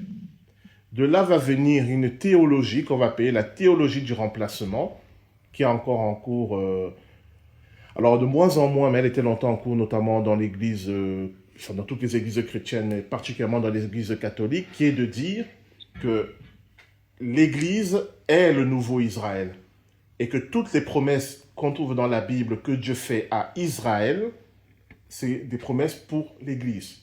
C'est pour ça qu'on parle de théologie du remplacement. L'Église a remplacé Israël. Elle vient de cette compréhension-là. Alors, je ne suis pas tout à fait d'accord avec cette théologie du remplacement. L'Église ne prend pas la place d'Israël, parce que Dieu n'a pas échangé un peuple contre un autre. Dans la Bible, il y a des promesses spécifiques pour l'Église, et il y a des promesses spécifiques pour Israël en tant que nation. Et tout le travail, justement, c'est d'arriver à distinguer les deux. Vous voyez, par exemple, qu'ici, dans le livre de la Genèse, il y a deux promesses différentes. Une pour Israël en tant que nation, la descendance aussi nombreuse que la poussière de la terre, et une pour l'Église. Ce n'est pas du tout la même promesse. Donc, il n'y a pas de remplacement, il y a des promesses différentes.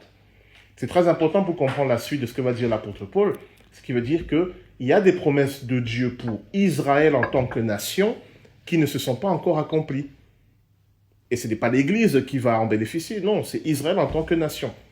Elles ne se sont pas encore accomplies. Et il y a des promesses de Dieu pour l'Église, même si dans l'Ancien Testament on ne parle pas d'Église, la postérité d'Abraham, qui se sont accomplis et d'autres sont encore à venir.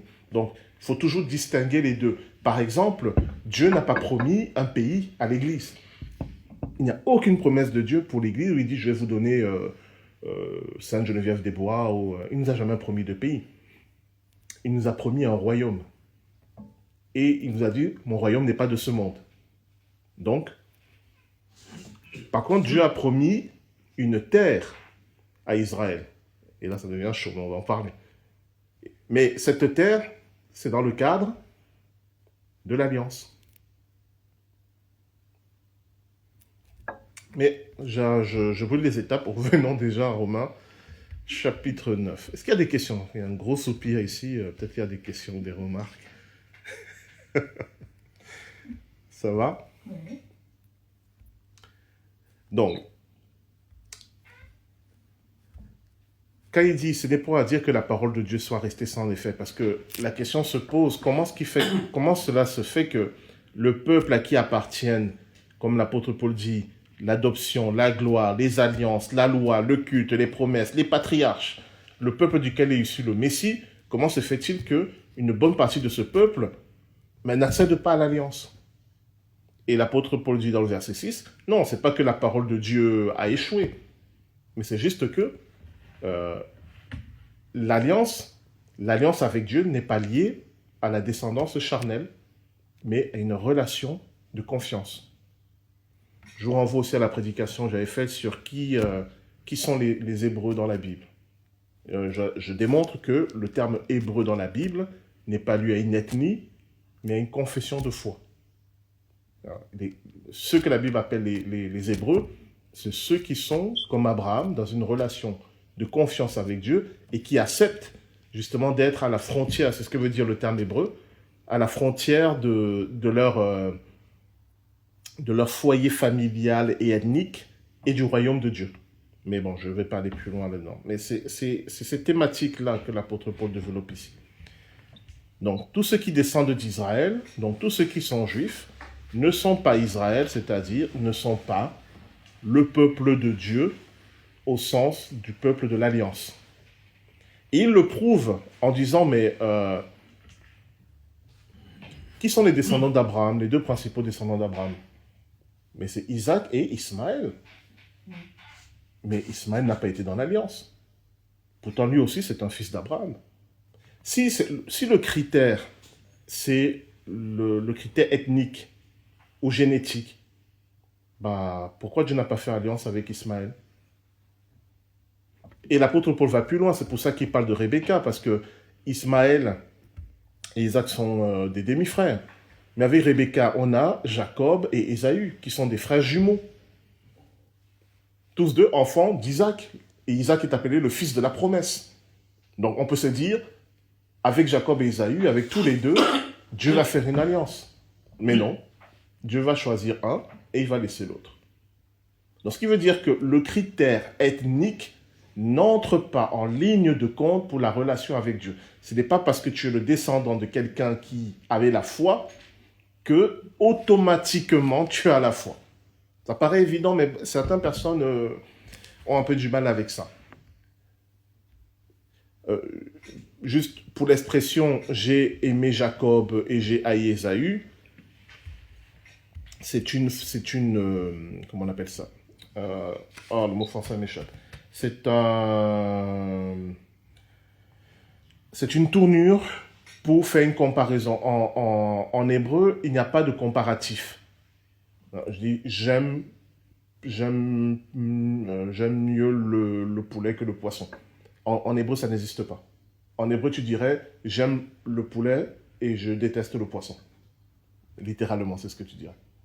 Tu peux pas dire le plus que. C'est aimer ou détester. La langue est construite comme ça. Donc, quand il dit « j'ai aimé Jacob et j'ai haï Ésaü », ça ne veut pas dire que Dieu a détesté Ésaü avant qu'il naisse, le pauvre. C'est juste pour dire « j'ai choisi un et je n'ai pas choisi l'autre ». Ou « j'ai plus aimé Jacob que Ésaü ». Vous le retrouvez notamment justement à propos de Jacob, avec ses deux femmes, Léa et Rachel. On nous dit que Jacob aimait Rachel et il n'aimait pas Léa. la pauvre. Et après quelques temps, puis on nous dit, comme Léa voyait que Jacob aimait plus Rachel que elle, c'est pas du tout la même chose. Au début, on nous dit que Jacob, on a l'impression que Jacob, il a de l'aversion pour Léa. Un peu plus tard, on nous dit juste que Jacob, il aime Léa, mais il a une préférence pour Rachel.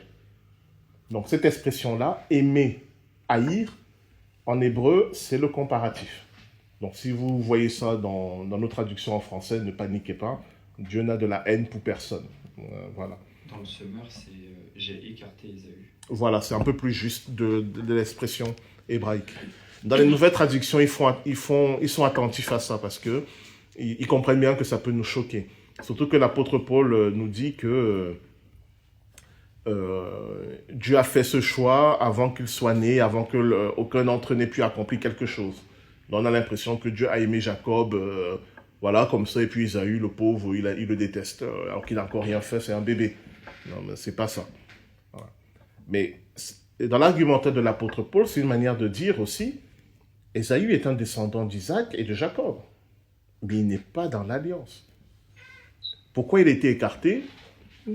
Pour ceux qui sont curieux, parce que Dieu, dans sa préscience, Dieu qui sait tout avant, il savait que Ésaü, ça ne l'intéresse pas, l'alliance.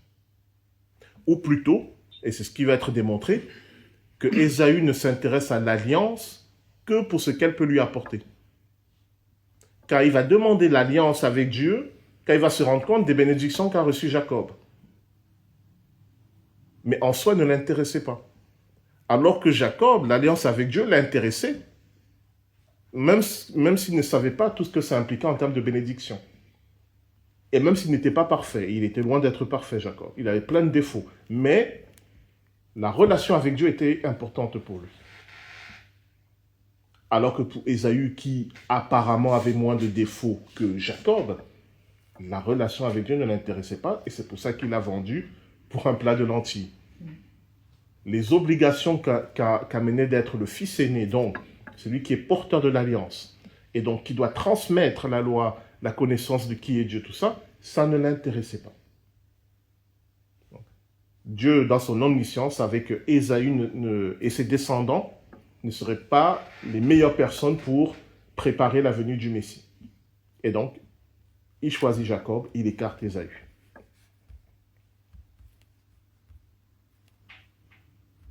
Alors, qu'est-ce qu'on peut encore dire là-dessus?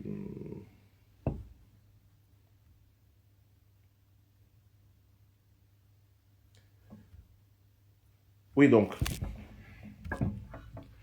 est-ce qu'on peut dire qu'à l'heure actuelle, il y a deux peuples de Dieu? Il y a un seul peuple de Dieu. Clairement, c'est l'Église. Donc, ceux qui reconnaissent en Jésus-Christ leur Seigneur et Sauveur. Mais alors, quid du peuple juif? Est-ce qu'il a encore le peuple de Dieu? Non. Le peuple juif en tant que peuple n'est pas peuple de Dieu. Les Juifs, comme nous tous, sont appelés à se convertir et à en croire en Jésus-Christ pour intégrer le peuple de Dieu qui est l'Église. Par contre, Dieu a fait des promesses aux patriarches, Abraham, Isaac et Jacob. Des promesses qui touchent leurs descendants selon la chair. Et Dieu va accomplir ces promesses-là, oui. Donc, Dieu a des promesses à accomplir pour le peuple juif. Mais ce n'est pas parce qu'il a des promesses à accomplir pour le peuple juif que ça fait du peuple juif le peuple de Dieu. Or, j'entends encore beaucoup de chrétiens dire « Oui, mais les juifs, c'est le peuple de Dieu. » Non, le peuple élu. Justement, cette expression « peuple élu », elle est biblique, hein, ce n'est pas un truc inventé, mais elle est très mal comprise. Dans la Bible, l'élection de quelqu'un par Dieu, quand Dieu dit « je t'ai élu », ce n'est jamais pour la personne en soi-même. C'est toujours pour qu'à travers cette personne, Dieu se révèle à d'autres.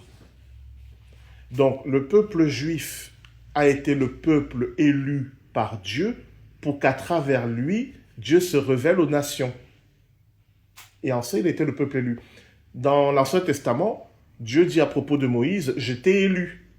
Pourquoi? Parce qu'à travers Moïse, Dieu va se faire connaître à Pharaon, mais aussi au peuple d'Israël, etc., etc. L'élection ne veut pas dire « j'ai vu que tu étais le meilleur, donc je t'ai pris ». Hein? L'élection veut dire Dieu, dans sa souveraineté, t'a choisi pour qu'à travers toi, il se révèle à d'autres. Et quand on voit l'histoire du peuple d'Israël dans l'Ancien Testament, il n'était pas meilleur ni pire que les autres peuples, hein. Ni meilleur ni pire. On peut même dire qu'il était très représentatif de l'humanité.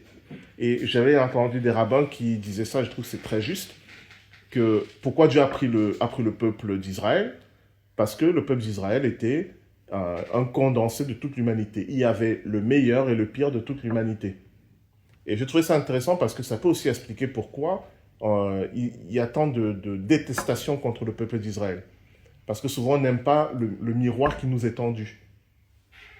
C'est-à-dire, qu'est-ce qui fait que, je sais pas moi, un Sicilien vole de l'argent, détourne de trucs, on dit oh, c'est un mafieux, c'est un bandit.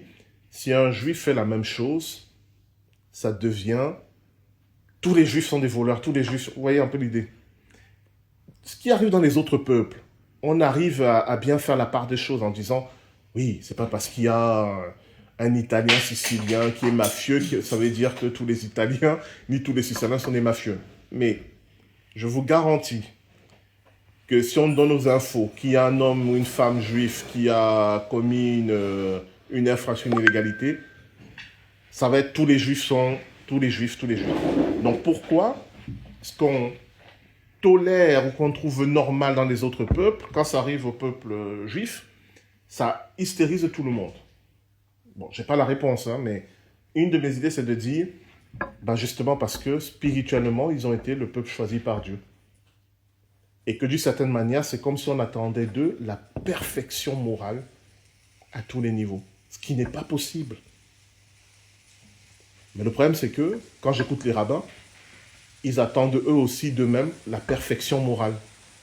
Ce qui n'est pas aussi possible. Voilà. Alors pourquoi je parle de ça? Parce que l'apôtre Paul il va nous expliquer, mais c'est un peu plus loin. Au verset 30, que dirons-nous donc? Les païens qui ne cherchaient pas la justice ont obtenu la justice qui vient de la foi, tandis qu'Israël qui cherchait une loi de justice n'est pas parvenu à cette loi. Pourquoi? Parce qu'Israël l'a cherché non par la foi, mais comme provenant des œuvres. Ils se sont heurtés contre la pierre d'achoppement. C'est très intéressant ce qu'il dit. Les païens qui ne connaissaient pas Dieu, qui en fait s'en fichaient, ils parviennent à la justice par la foi, sans aucune œuvre. Mais Israël qui, elle, cherche Dieu, veut devenir parfaite, veut s'améliorer, tout ça, il rencontre un mur. Pourquoi? Parce que ce n'est pas par la foi, c'est-à-dire ce n'est pas par la relation de confiance en Jésus-Christ qui cherche cela, mais c'est par l'accomplissement de la loi.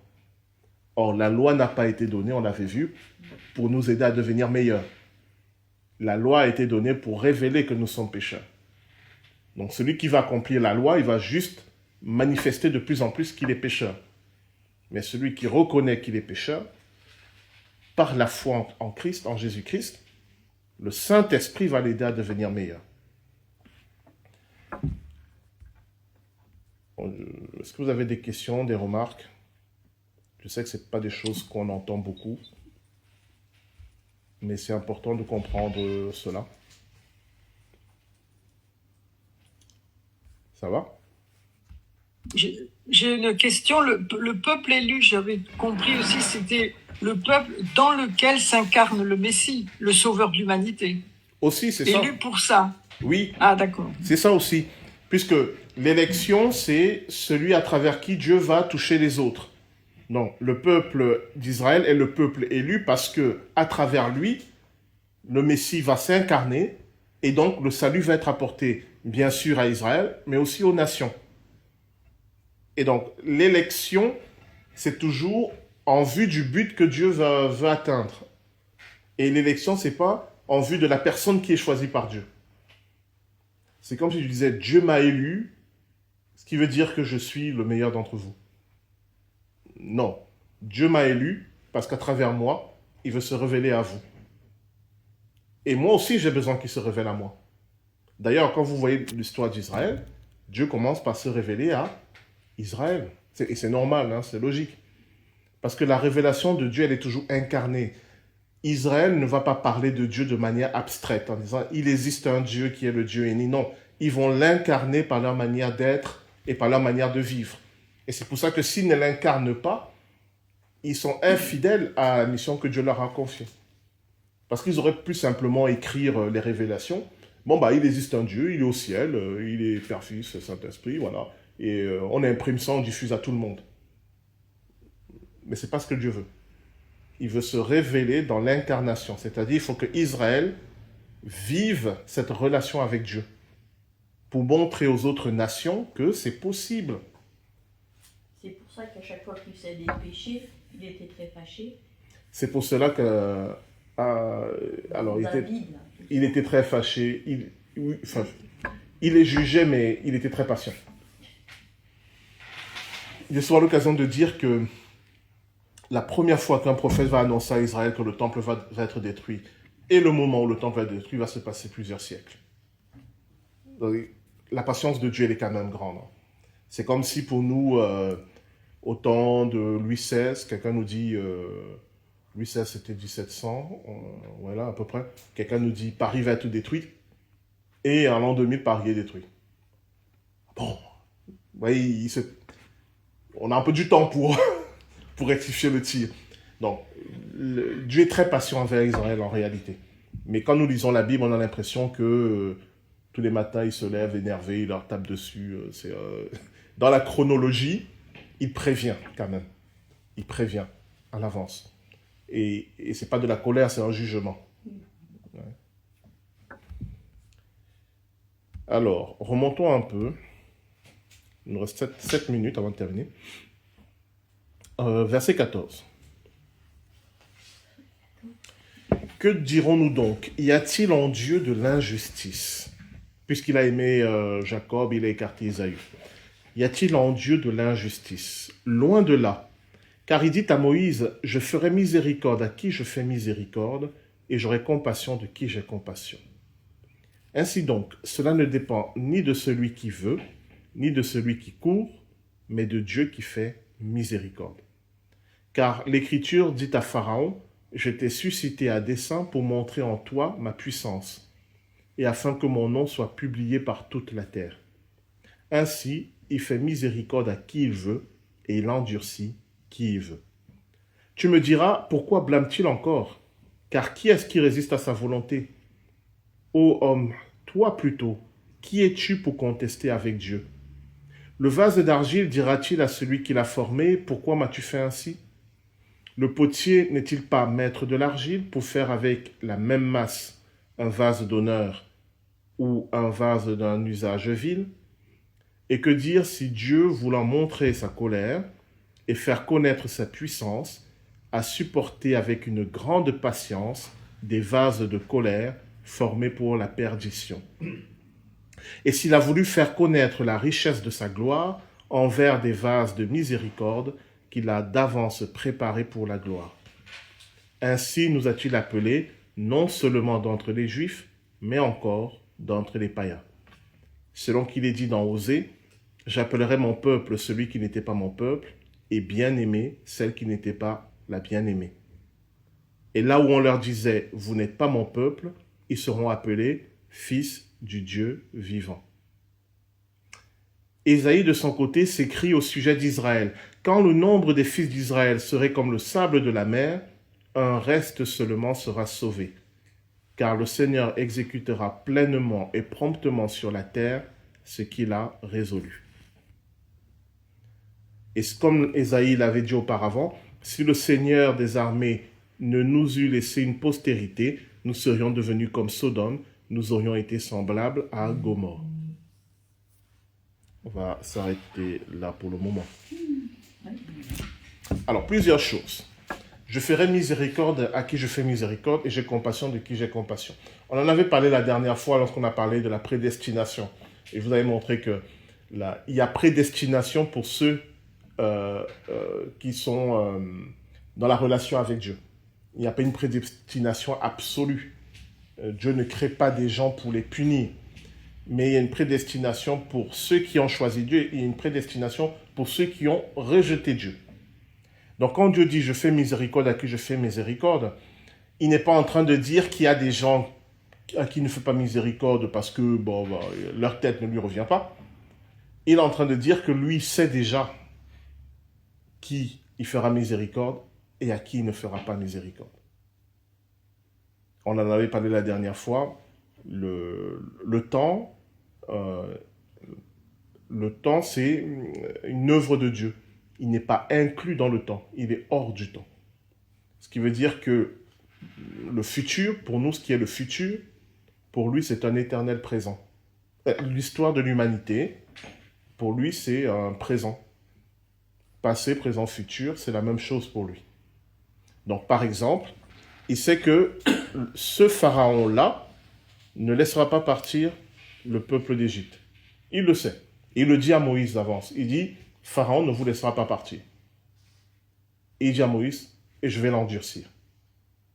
Et on avait vu, j'ai déjà eu l'occasion de le rappeler, que durant les 5 premières plaies d'Égypte, Dieu n'endurcit pas Pharaon. C'est Pharaon qui s'endurcit lui-même. C'est-à-dire que malgré l'évidence, il refuse de laisser partir le peuple. Qu'est-ce que ça veut dire qu'il s'endurcit? Ça veut dire qu'il a compris. C'est pas qu'il ne comprend pas ce qui se passe, il a des doutes. Non, il a compris. Il a compris qu'il avait affaire à Dieu. Juste, il ne veut pas. Non. À partir de la 6e plaie, c'est Dieu qui l'endurcit. C'est-à-dire, à partir de la 6e plaie, le jugement de Dieu tombe sur Pharaon, il devient ce que l'apôtre Paul appelle un vase de colère. C'est-à-dire qu'à partir de ce moment-là, il est privé de son libre arbitre. Ça, c'est la punition de Dieu envers Pharaon. On le prive de son libre arbitre. Il ne pourra plus faire marche arrière. Il ne peut même plus se repentir.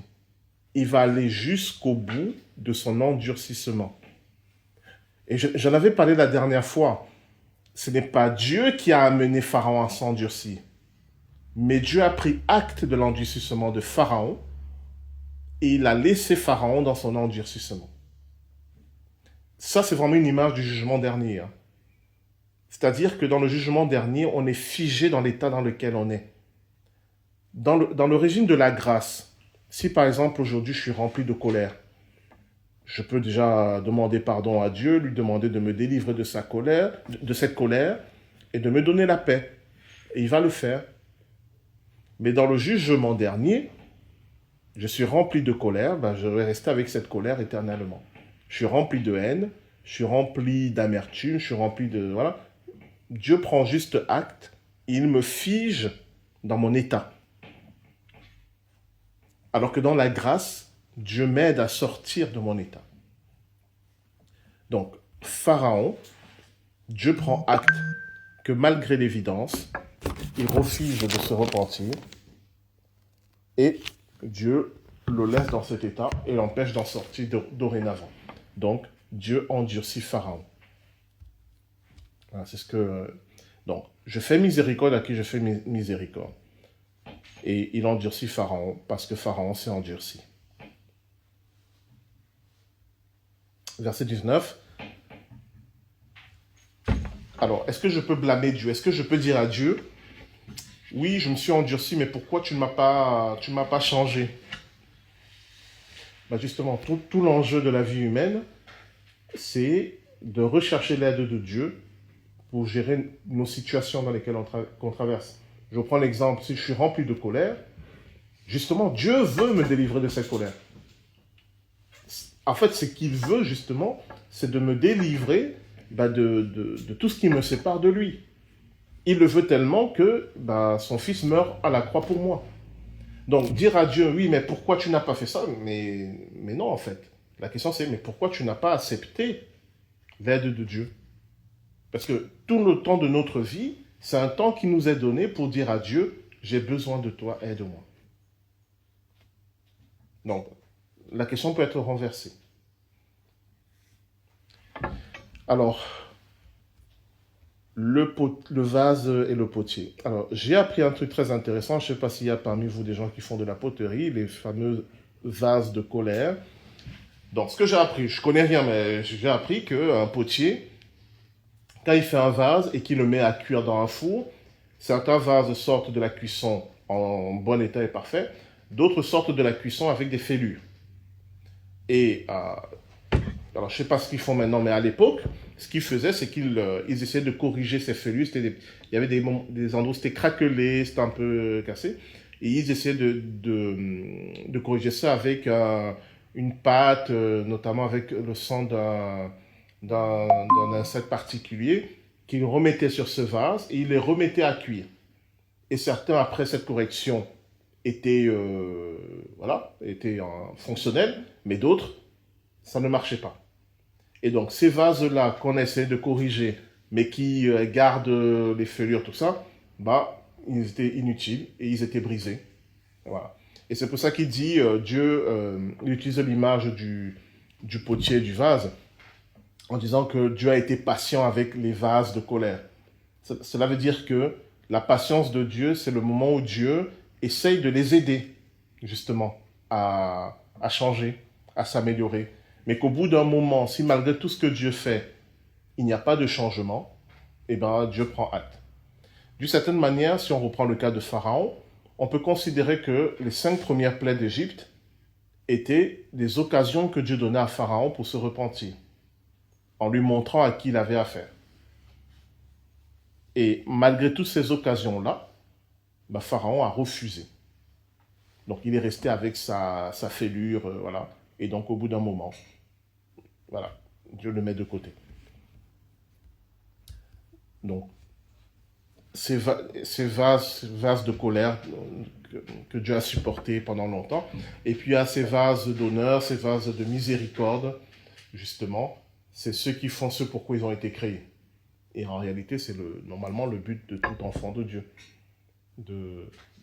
d'être ce pourquoi Dieu l'a créé. Alors,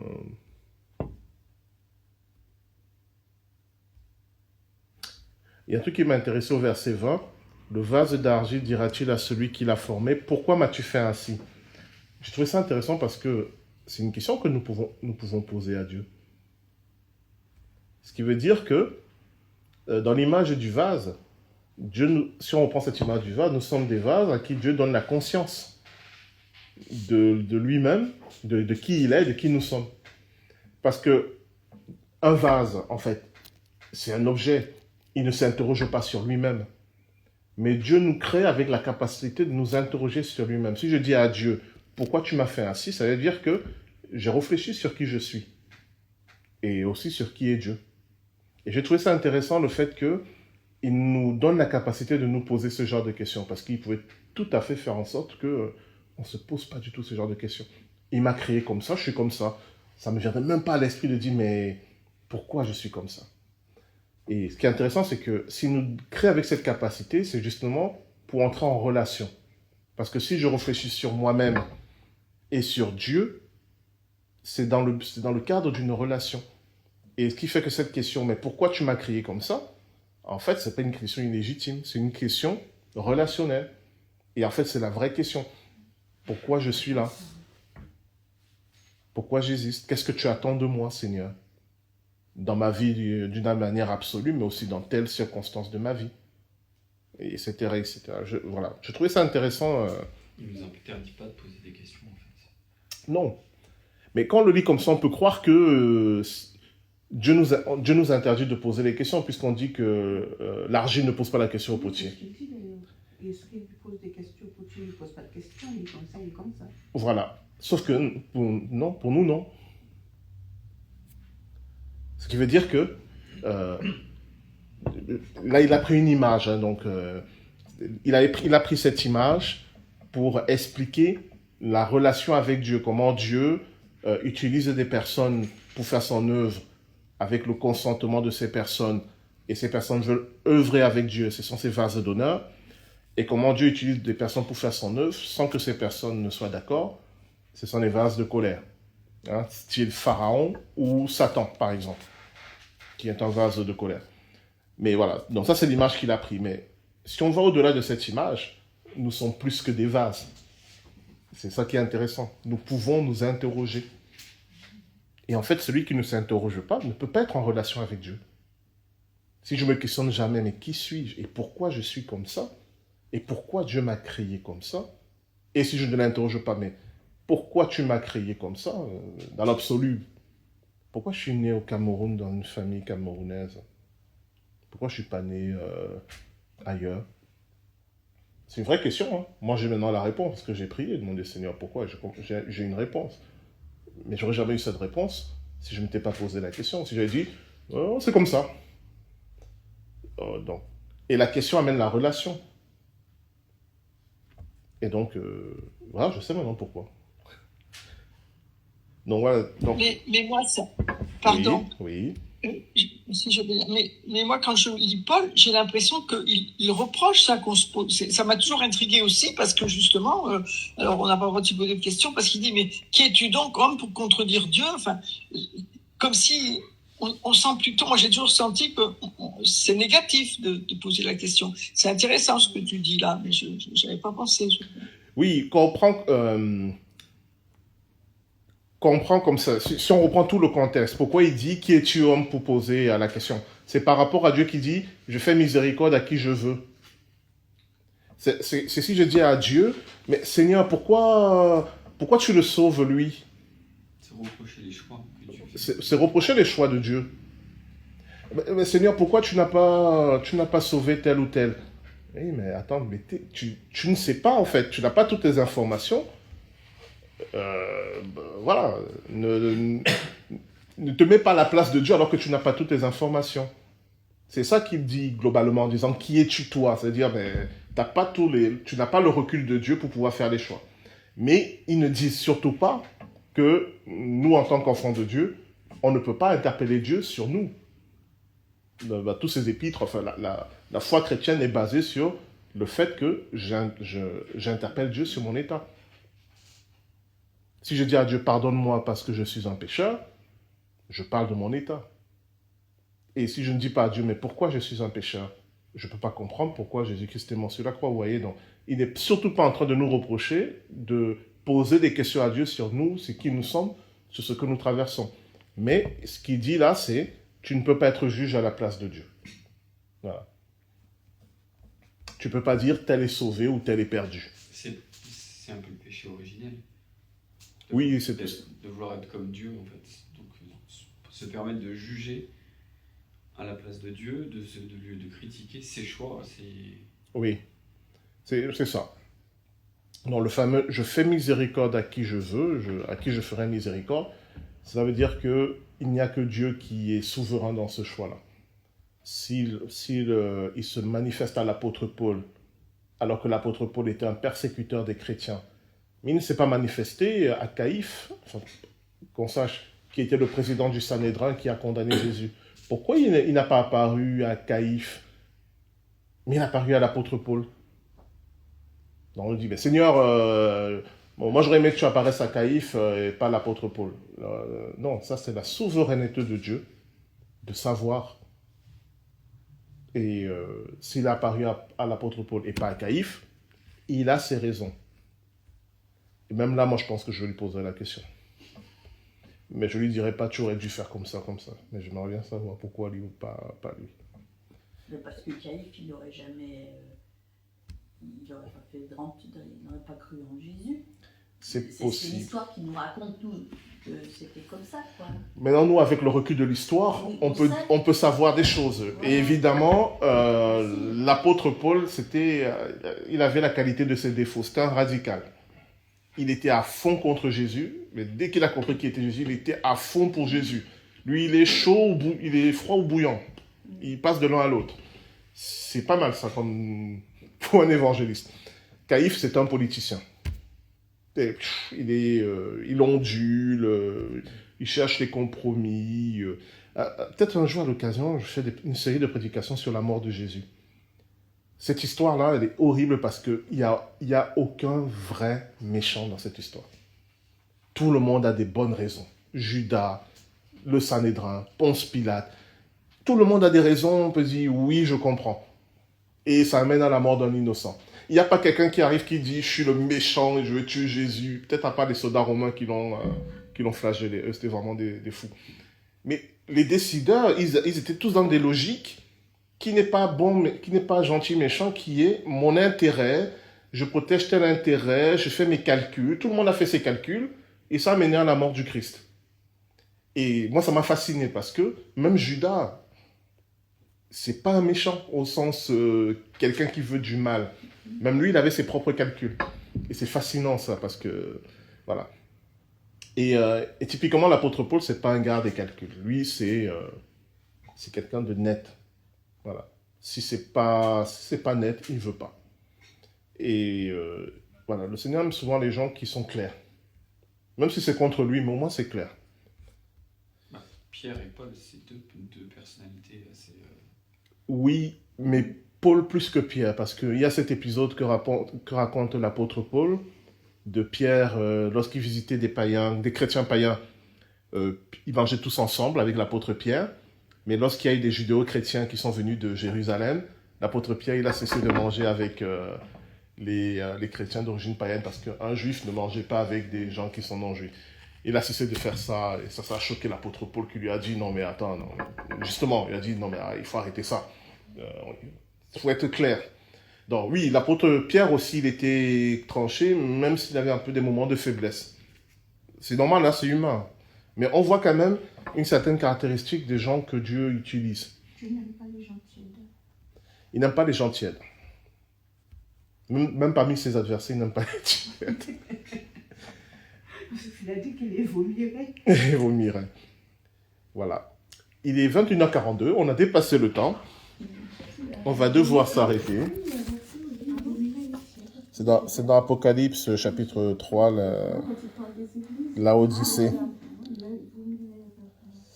Alors, rendez-vous le 15 avril pour la suite. Voilà, bonne soirée. Ça rend très bien pour ceux qui sont ici. Bonne soirée, merci. Bonne soirée, merci beaucoup. Dormez bien.